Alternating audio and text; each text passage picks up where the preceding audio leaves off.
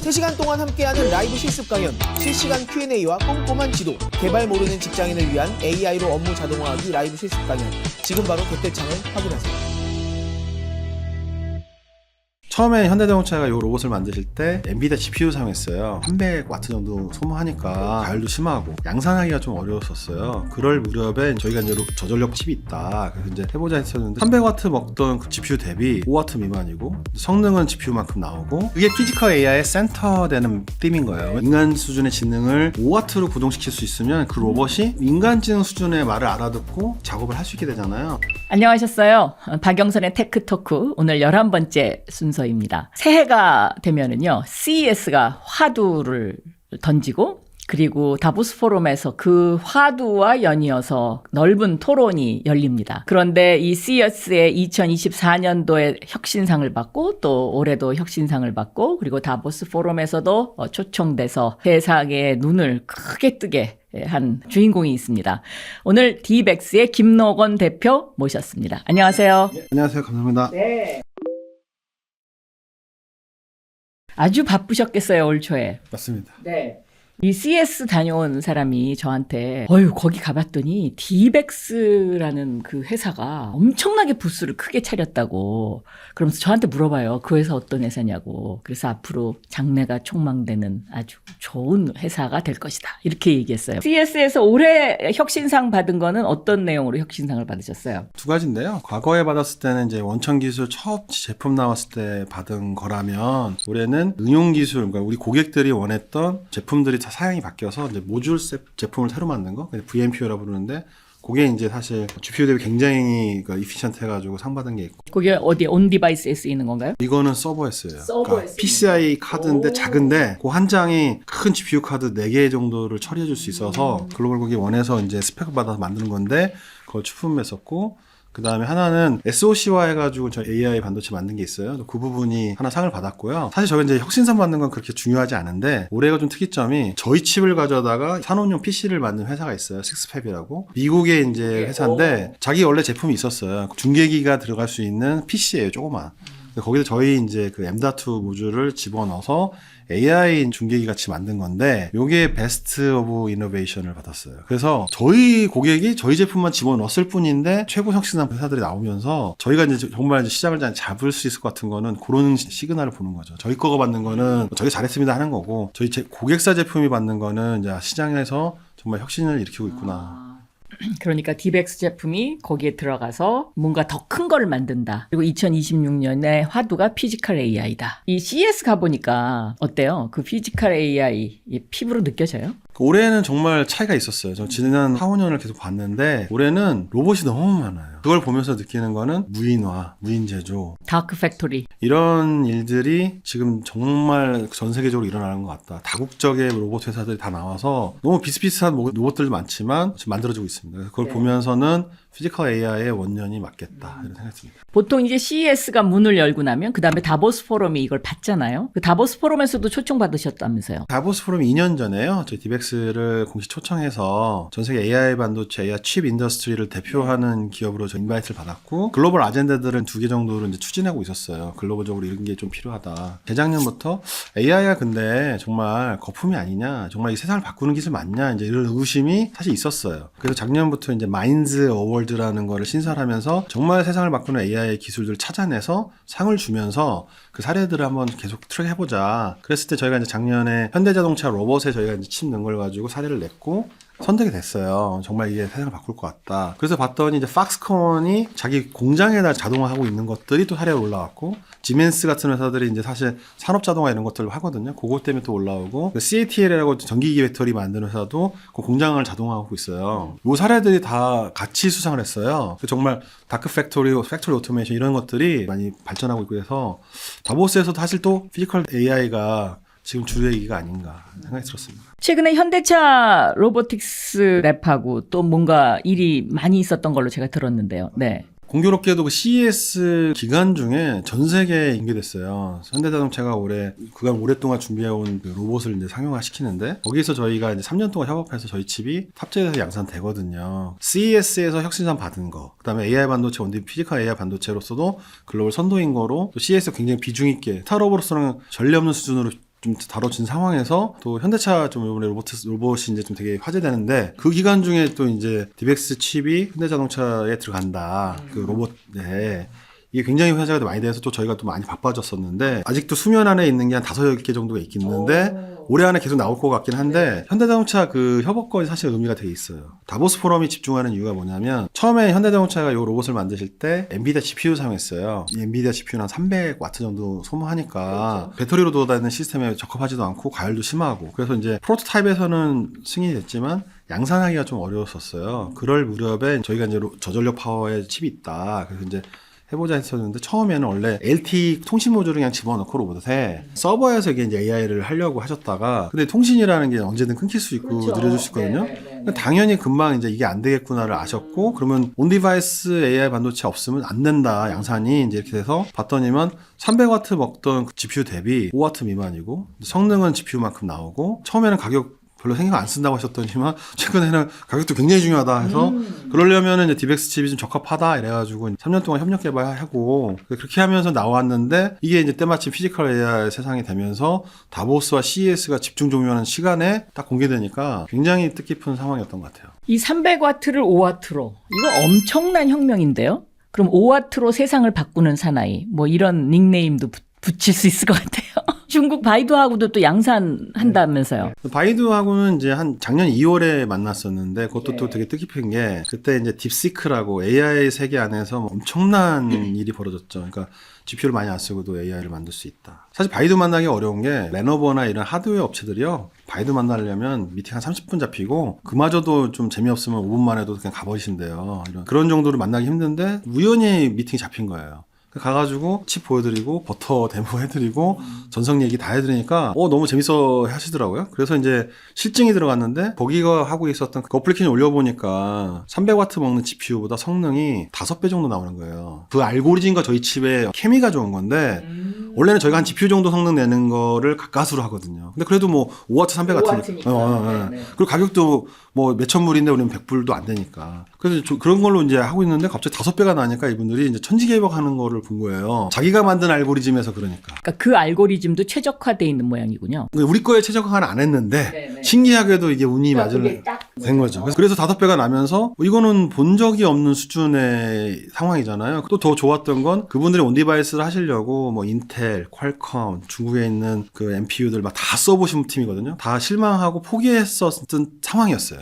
근데 디벡스가 딱 만나서 이건 양산 가능하다 해가지고 작년 중반에 패들 에코시스템이라고 해서 이제 전 세계 1,100만 명의 개발자가 사용하는 오픈소스 AI 알고리즘 생태계인데 거기 생태계 서플라이를 일단 먼저 계약을 했어요. 언제요? 작년 한 8월 됩니다. 8월달에. 그리고 나서 이제 그 포팅했던 알고리즘들이 생산해서 팔아야 되는 상황으로 가면서 작년 11월부터는 양산 준비를 했다가 12월부터는 이제 공급 계약까지가 또 되고 이렇게 이제 빠른 속도로 일어났던 것 같아요. 바이두가 이제 중국 안에서는 전체에 필요한 AI 알고리즘을 공급하는 회사의 역할을 하고 있어서 파급 효과가 좀 굉장히 크고 포스코 DX라고 저희 고객이긴 한데 거기도 패들에 있는 오픈소스 사용해서 하시더라고요. 그 정도로 전 세계에서 정말 많이 쓰는 소프트웨어인데 거기 안에 생태계 들어있기 때문에 아마 확산 속도가 더 크게 2026년에 엄청 도약하실 것 같은데. 그러면 이 디벡스의 그 바이두나 현대자동차에 들어가는 칩은 어디서 양산을 합니까? 삼성전자 이제 5나노 공정에서 만들고요. 그리고 패키지 테스트까지가 다 국내에서 일어나거든요. SCM 전체가 한국입니다. 네. 그럼 요새 삼성전자가 잘 나가는 게 이 디벡스 때문이다. 뭐 이렇게 얘기할 수 있나요? 일거리가 생긴 거 아니야? 삼성전자 입장에서도. 삼성전자에서 정말 저희를 잘 도와주신 거 맞아요. 제가 표현할 때 삼성전자 5나노 반도체 공정 기술과 디벡스의 AI 반도체 설계 기술의 승리라고 표현하거든요. 그리고 또 이번에도 2나노 공정도 저희가 기회를 주셔서 다음 프로젝트도 하니까. 그럼 삼성전자와 이 스타트업의 협업, 사실은 이게 이제 아주 바람직한 모델이고 제가 중기부 장관 하면서도 이 에코시스템을 만들려고 정말 그때 열심히 했는데 이제 5년 지나니까 되긴 되는군요. 제가 처음 뵙게 된 자리가 대체 왜 패밀리스가 어려운 거냐 그랬을 때 제가 이제 말했던 게 미국에서 TSMC 사용하면 2달마다 한 번씩 이제 MPW라고 해서 테스트를 할 수 있는데 우리나라 산업을 보니 이게 MPW도 안 하고 한 번에 그냥 양산했다가 망하면은 작으면서 끝나는데, 그러니까 모의고사를 한 번도 안 보고 기말 봐버리는 그런 거랑 똑같은데 그거 너무 안타깝다. 그래서 이제 MPW 기회라도 또는 첨단 공정이라도 필요하다 해서 그때 이제 또 삼성이 그래도 문을 열어서 국내 팬리스를 지원하겠다고 했던 거에 첫 시작이 이제 오나우로 저희 디백스 준 거고 그 이후로 이제 사나우 이런 공정들은 되게 많은 회사들한테 뿌려졌어요. 국내 그 신생 팬리스한테. 그때 그 노력이 사실은 히든 스토리로서는 작용했습니다. 그 지난주에 중국 출장 다녀오셨는데 그럼 이 바이두 때문에 다녀오신 거예요? 바이두의 문심이라고 부르는, 그러니까 문자가 이제 글자 문이고 마음이잖아요. 덕마인드라고 부르는데 그런 행사가 있었어요. 근데 그 뭐냐면 패들패들에서 오픈소스 알고리즘으로 좀 전 세계에서 가장 크게 하고 있기 때문에 그 컨퍼런스입니다. 근데 거기서 이제 초청받아서 더큐멘트 마인드라고 해서 이제 저희가 아까 돌렸다고 했던 그 응용 알고리즘이 중국 문자를 다 AI로 디지털라이제이션 하는 AI예요. 중국에서 이제 뭐 회계장부나 이런 게 다 글로 써 있는데 그걸 다 정확하게 회계랑 오디트를 하고 싶은데 근데 이제 글로 써 있다 보니까 다 빠르게 하기 어려웠는데 전산화 작업을 했어야 됐는데 그거 알고리즘 만든 거는 바이두고 그 다음에 그거를 빠른 속도로 값싸게 AI와 전산화 시키는 거가 그 AI 구동 칩이 저희 거거든요. 그래서 저희가 이제 정말 바이두는 온디바이스 AI, 피지컬 AI의 리더가 되고 싶구나. 그리고 정말 중국 사회와 글로벌 사회가 그쪽으로 이제 본격적으로 더 박차를 가하는 거를 느낄 수 있었고 거기에 필요한 건 칩이거든요. There's no physical AI예요. Without chips. 그야말로 피지컬 AI는 칩이 없으면 데이터 센터니까요. 근데 칩이 딱 싱글 서플라이가 있습니다. 디백스 현재로서. 그래서 독보적인 지위를 받고 간 거고 사실은 서버 솔루션 안에서는요. 이미 중국도 GPU 회사들이 지금 상장에 다 돼 있어요. 그리고 클론신이라는 바이두가 가지고 있는 자기네 서버 칩도 있거든요. 그 다음에 하웨이 어센드니 캄베리콘이 맞는데 온디바이스에서 필요한 만큼 전성비 갖고 있는 칩이 지금 없어요. 그래서 외산인 저희를 불러들여서 키노트까지 시킬 정도니까 저희 입장에서는 그분들의 디백스에 대한 가치의식은 굉장히 높구나를 또 알게 됐죠. 그러니까 지금 중국의 국가 정책을 보면 엔비디아의 GPU를 제끼고 뭔가를 하고 싶은데 이게 이제 될 때도 있고 안 될 때도 있고 이러니까 H200 산이 많이 이러다가 거기에 이제 그 NPU가 필요하니까 그걸 디백스를 선택한 거군요. 서버용은 안에서 만들어요. GPU로 해서 만드는 쪽이 막 5억 불씩 매출내고 있는 데가 무어스레드라고 하는 데가 있고 메타엑스라는 데도 있고 근데 온디바이스는 지금은 아예 로우 레벨은 있는데 정말 파워풀하게 돌려줄 수 있는 거는 지금 없어요. 그리고 이제 그 바이두가 경험한 거는 5W가 아니면 안 된다도 본인도 알고 저도 아는데 지금 중국 안에 있는 우리 정도 성능 내려면 최소 25W 정도가 동작되는데요. 25W는 온디바이스 쓰기는 사실은 거의 힘듭니다. 왜냐면 스마트폰도 순간적으로 10W 넘기면 안 되거든요. 그렇게 보면은 다양하게 쓰기가 어렵죠. 산업 환경이면은 더 환경이 열악하니까. 네. 그런데 말이에요. 이 중국이라는 나라는 또 조심할 필요도 있어요. 이게 기술 빼가는데 선수거든요. 그래서 저는 어떤 때는 약간 걱정돼요. 중국 비즈니스를 한다 했을 때 사실 저는 조금은 망설임이면 이런 두 가지 면들이 있었는데 중국 한번 가게 돼서 하루에 1000km씩 기차를 타고 10개의 고객을 만났어요. 4일 동안. 엄청난 강연군 해보고 그래도 해야겠다고 생각한 거는 현재 피지컬 AI를 정말로 대단히적으로 열심히 하는 데는 중국이 사회고요. 네. 미국은 초전형 쪽으로만 많이 가 있어서 네. 제조 산업이 없으니까. 그리고 대만하고 이제 한국하고 그다음에 유럽, 일본 조금 이거거든요. 지금 피지컬 AI 한다 그러면요. 중국이 너무 뭐 엄청나게 과반 이상을 가요. 그래서 제가 봤을 때 신산업은 그 산업에 처음에 에코가 만들어질 때 들어가 있어야 사실상 표준이 돼요. 그럼 여기 껴 있으면 돌아다닐 때 계속 껴 있거든요. 그러면 이제 비즈니스가 굉장히 쉬워지는데 그 산업을 만들 때 노하우들이 집산이 막 일어나잖아요. 이렇게 하면 안 되고 저렇게 하면 되고 넣어봤더니 뭐 불나서 안 되고 이런 것들이 다 돼서 완성화된 이제 디펙트 스탠드가 되는데 그거를 놓칠 것인가 아니면 이 위험을 테이크할 것인가 사실은 전 선택이 필요했는데 그러니까 지금 저희 중국만 하고 있는 건 아닙니다. 지금 글로벌에서 아마 몇 배수가 더 나올 거긴 한데 중국이 앞서가는 것만큼 사실이기 때문에 중국은 이제 테스트베드도 되잖아요. 조금 더 위험해도 시연해보니까 더 오픈마인드고 그래서 제가 봤을 때는 하긴 해야 된다라고 생각했던 이유는 기술을 글로벌급으로 만드는 게 제 목표 1번이었던 거가 있기 때문에. 근데 이제 리스크 포인트도 어마어마하죠. 사실 제가 중국에 자주 다닌 것도 다보스 포럼 때문에 처음에 왔다 갔다 많이 했어요. 그 다레닌이 뭐 이런 데 다 갔거든요. 그래서 이제 그걸로도 이제 왔다 갔다 많이 하면 기록이 남을 거고. 그 다음에 기술 유출이라는 부분은 되게 많이 신경 쓰지만 스타트업이 좀 취약해서 지금 정부가 산업을 일으켜주는 것도 되게 좋은데 보완에 이거를 조금 도와주는 거가 많이 필요합니다. 디팩토 스탠다드에 들어가는 것, 이거를 위해서 정말 전력을 다하고 계시다.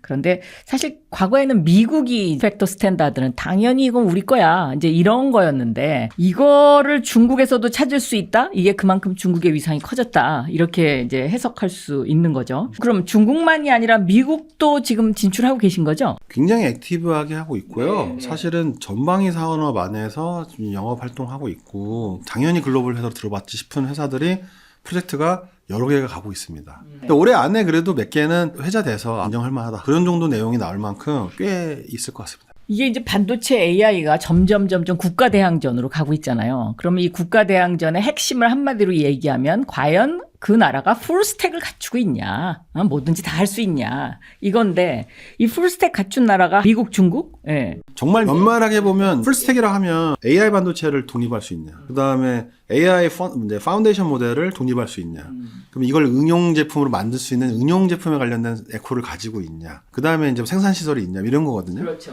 그렇게 딱 따져놓고 보면은 메모리 기술을 안 갖고 있는 나라 있고요. 메모리도 지금 가장 중요하거든요. 그렇죠. AI 반도체만큼이나 더 중요하거든요. 그 AI 반도체 엔비디아에 좀 그래도 많이 의존하는 나라 있고요. 그렇게 따지면 사실 미국과 중국도 약간 컨트롤버스 하고요. 근데 한국이 할 가능성이 있죠. 제가 이제 요새 이렇게 보니까 100년 전에는 제국주의로 이제 식민지가 생겼는데 이제는 이게 디지털 식민지가 이제 형성되는구나. 그러니까 미국, 중국 이렇게 있고 한국, 대만 이렇게 있고 거기 일본, 그다음에 싱가포르, 말레이시아, 뭐 인도네시아, 인도, 한국의 위상이 정말 여기서 잘하면 업되겠다. 이런 생각하면 기분도 좋아지곤 해요. 그런데 거기에 제가 보기에는 이 스타트업의 역할이 굉장히 중요한 것 같아요. 그래서 그 부분을 덕장관님이 참 통찰력이 좋으시다. 왜냐면 저희는 전 세계 지금 비즈니스 활동을 다 하잖아요. 네. 그러면 이제 서버린 AI 프로젝트라든가 펀드라든가 막 생기고 있어요. 그러니까 미국, 중국이 아니고 싱가포르에도 서버린 AI 펀드가 있고요. 유럽도 유럽대로 가고요. 네. 남미나 중미도요. 서버린이 갑니다. 중동은 가는 건데 남미도 가고 있고요. 그렇죠. 대만도 가는데 왜 가냐? 그러면 풀스택을 하려고 하는 이제 서버린 AI가 있고요. 풀스택이 아니어도 뭐라도 캐퍼빌리티를 가져가야 된다. 껍데기라도 가져가야 된다. 싱가포르 같은 경우는 뭐 말레이시아의 싼땅과 싼 전기를 이용해서 데이터 센터를 만들어서 중국, 미국에다가 서플라이하는 소버린 AI를 하자. 그럼 사실 스택이 다 껍데기밖에 없거든요. 그렇죠. 그래도 그 서버린 AI 펀드 써서 조 단위로 투자해가지고 하고 있거든요. 저희 전략이 뭐냐면 각국의 서버린 AI에 대한 무브먼트에 그 밑단에 디팩토 스탠다드 온디바이스 칩을 늘어가는 회사가 디벡스여야 된다 해서 중미도 가는 프로젝트가 있고요. 남미도 가는 프로젝트가 있고요. 싱가포르에도 우리가 가고 있고요. 유럽도 가고요. 대만도 가고요. 당연히 중국, 미국, 중동은 가고 있죠. 그래서 저희가 전 세계 거를 다 보고 있는데 말할 수가 없습니다. 올해 안에는 보여질 것 같아요. 원래 그 회사를 경영하는 입장에서 봤을 때는 완제품을 만드는 것도 중요하지만 그 완제품에 들어가는 그 작은 부품을 여러 곳에 파는 회사, 여기가 알짜배기거든요. 앞으로 주목해야 될 것 같습니다. 아까 삼성 파운드리 2나노를 들어간다고 하셨는데 어떤 건가요? 굉장히 중요한데요. 저는 DX-M2라는 이 새 신제품은 우리 모든 개발자들한테 굉장히 설레는 포인트가 있는데 이 챗GPT 같은 생성형 AI 알고리즘을요. 네. 또 5W로 돌아가는 반도체에다가 로컬 디바이스, 명암만한 컴퓨터 시스템에서 동작시킨다. 이게 목표인데요. 이게 우리 내부 프로젝트 네임은 DX 레인 프로젝트라고 불러요. 라스트 인벤션에서 따왔어요. 챗GPT를 저 정도 수준의 지능을 돌릴 수 있는 거를 우리가 칩을 몇 번을 돌리면 이제 우리가 칩을 안 만들어도 AI가 칩을 만들게 될 거냐. 이 남발이 몇 번 지나가면 이제 우리가 칩을 안 만날 것 같다. 이제 우리가 끝의 프로젝트를 다가가고 있는 것 같다 할 정도의 이제 프로젝트고요. 그러니까 한마디로 챗GPT를 서버에서 끌어내자 이거죠. 그래갖고 마치 스마트폰 들고 다니듯이 이거 정말 대단합니다. 네네. 근데 그게 피지컬 AI의 센터되는 팀인 거예요. 왜냐면 로봇한테 그 생성형 AI 지금 나와 있는 인간 수준의 지능을 5W로 구동시킬 수 있으면 그 로봇이 인간지능 수준의 말을 알아듣고 작업을 할 수 있게 되잖아요. 그러면 정말 고도화된 작업을 할 수 있고 이건 피지컬 AI로 예상할 수 있는데요. 하나 더 큰 게 부분이 있어요. 생성형 AI를 위해서 데이터 센터를 전 세계에 만드는 거를 지금 한 10 트릴리언 달러가 집결하고 있어요. 그러니까 스타게이트 프로젝트가 하프 트릴리언 달러거든요. 근데 새 컨티넨트에 넣는다는 거잖아요. 그럼 1.5 트릴리언 달러가 좀 모여야 된다는 얘기인데 실제로는 한 10 트릴리언 달러가 필요하다. 그럼 1.4경 원의 돈이에요. 근데 그걸 보면서 데이터 센터를 저렇게 많이 지으려고 하는데요. 제가 보기에는 여러 가지 문제가 있어요. 첫 번째는 환경 문제 있을 것 같고, 두 번째는 경제 이슈 있을 것 같고, 왜냐면 그 정도 돈이 들어갔으면 그 정도 수익화가 돼야 될 건데, 그리고 세 번째는 실현 불가능하지 않나. 지금 메모리 때문에 이 전 세계가 이제 난리가 있고, 수급에. 근데 우리나라 증설하려고 봤더니 용인 클러스에 넣고 싶어도 전기가 모자르다는 거잖아요. 그렇죠. 반도체 만들 전기도 없는데 데이터 센터 그만큼 돌릴 전기가 어디 나오냐. 핵발전소 같은 거 하나 만들려면 7년, 10년 걸리거든요. 그 핵발전소를 어마어마하게 진다 할지라도 그게 가능한 일일까? 이 세 가지 문제가 너무 블락 포인트가 되는데 저희 연구가요. 생성형 AI를 어떤 사이즈를 로컬에서 구동시키면 그러면 저희가 데이터 센터에 있는 초지능을 안 써도 되냐를 연구해 보니까 저희가 이제 100 빌리언 파라미터의 알고리즘을 만약에 로컬에 돌릴 수 있다 하면요.